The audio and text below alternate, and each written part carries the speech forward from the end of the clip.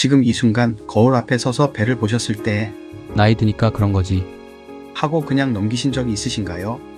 아마 대부분 그러셨을 겁니다. 저도 처음엔 그렇게 생각했어요. 밥도 많이 안 먹고 나름 신경도 쓰는데 배만 점점 나오는 것 같고, 그러다 어느 날 건강검진 결과지를 받아 들었을 때 처음으로 이게 그냥 넘길 일이 아니라는 걸 깨달았습니다. 오늘 이 영상은 그 이야기입니다.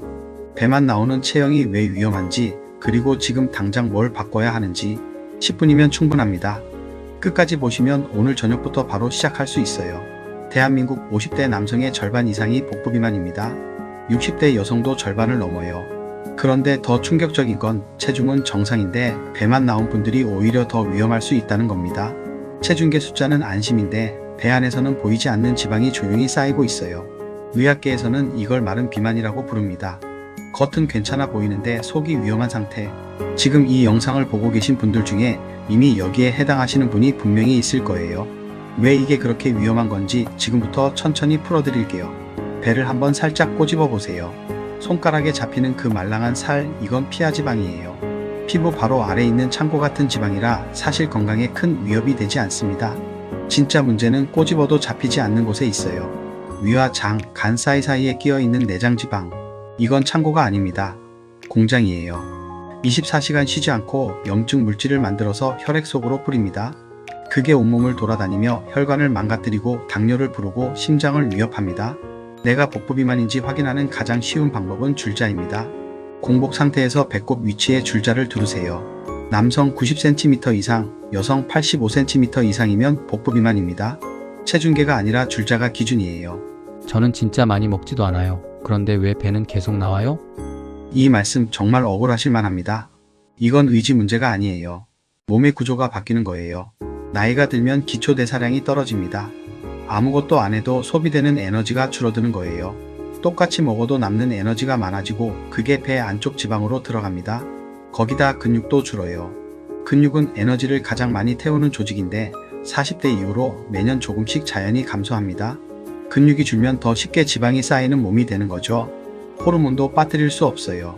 남성은 40대 중반부터 테스토스테론이 줄면서 복부에 지방이 집중되고, 여성은 폐경 이후 에스트로겐이 급감하면서 지방이 허벅지에서 배 쪽으로 옮겨 붙습니다.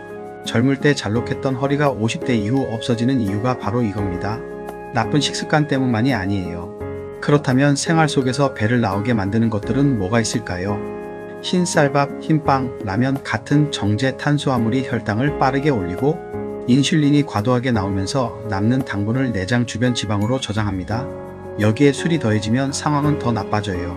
알코올이 들어오면 몸은 다른 에너지 소비를 멈추고 알코올 처리만 합니다. 그 사이 지방은 소비되지 못하고 그대로 쌓이는 거예요.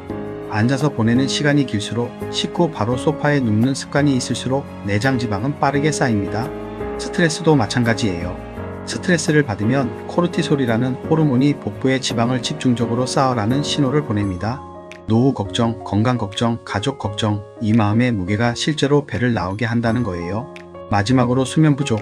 잠을 못 자면 식욕을 억제하는 호르몬이 줄고 식욕을 자극하는 호르몬이 늘어납니다. 밤새 뒤척이다가 새벽에 뭔가 먹고 싶어지는 그 충동, 의지가 약한 게 아니라 호르몬이 그렇게 만드는 겁니다. 이제 가장 중요한 이야기입니다. 내장 지방이 쌓이면 인슐린이 있어도 제대로 작동하지 않는 인슐린 저항성이 생깁니다. 혈당이 조절되지 않으면서 결국 당뇨로 이어져요. 동시에 내장 지방이 혈관을 좁히는 물질을 만들어 혈압이 올라가고 심장은 더 세게 일해야 합니다. 이 두 가지가 오래 지속되면 심장병과 뇌졸중으로 이어집니다. 중장년층 사망 원인 상위를 차지하는 심내혈관 질환의 뿌리에 복부 비만이 있는 경우가 매우 많습니다. 간도 위험해요. 내장 지방이 늘면 간에도 지방이 끼는 지방간이 생기는데, 처음엔 아무 증상이 없어서 모르고 지나치다가 만성간 질환으로 진행됩니다. 술을 전혀 마시지 않아도 생기는 비알코올성 지방간의 원인 1위가 내장 지방이에요. 이 모든 것이 한꺼번에 나타나는 상태가 대사증후군입니다. 복부 비만, 고혈압, 고혈당, 이상지질혈증 중 3가지 이상이 함께 있는 상태로, 이렇게 되면 심장병 위험은 2배, 당뇨 위험은 5배가 됩니다. 지금까지 무서운 이야기를 드렸는데 진짜 좋은 소식이 하나 있습니다. 내장 지방은 빠집니다. 피하 지방보다 오히려 더 빠르게 반응해요. 지금부터 방법을 말씀드릴게요. 50대 이후 복부 비만 왜 이렇게 빼기 힘들까요? 그리고 건강검진에서 어떤 점을 주의해야 할까요? 지금부터 함께 알아보겠습니다. 50대가 되면 복부 비만이 더 위험한 이유, 크게 세 가지를 꼽을 수 있습니다. 첫째, 호르몬 변화입니다.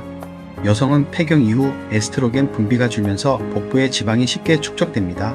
남성 역시 테스토스테론 감소로 인해 복부 비만이 심화될 수 있습니다. 이러한 호르몬 변화는 신진대사를 저하시키고 복부 지방 축적을 더욱 가속화합니다.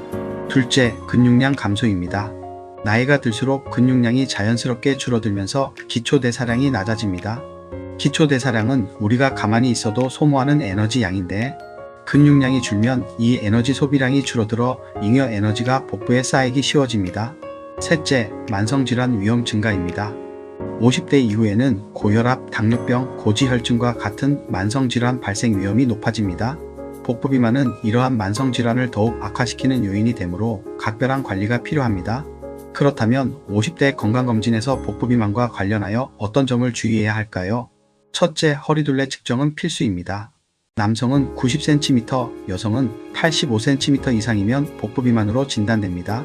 정기적인 허리둘레 측정을 통해 복부 비만 여부를 확인하고 변화 추이를 관찰하는 것이 중요합니다.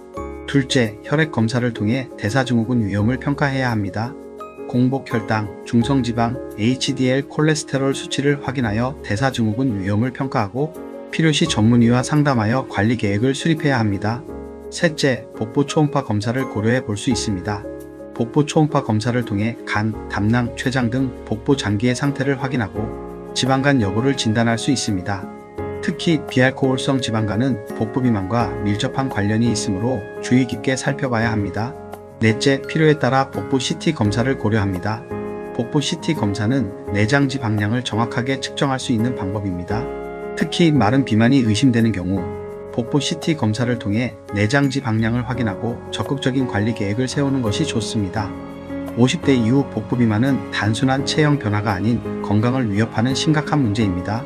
정기적인 건강검진을 통해 복부 비만 여부를 확인하고 적극적인 생활습관 개선과 관리를 통해 건강한 노년을 맞이하시길 바랍니다. 오늘 내용이 유익하셨다면 구독, 좋아요 부탁드립니다. 다음 편에서 복부 비만을 위한 생활습관과 식단을 소개하도록 하겠습니다. 감사합니다.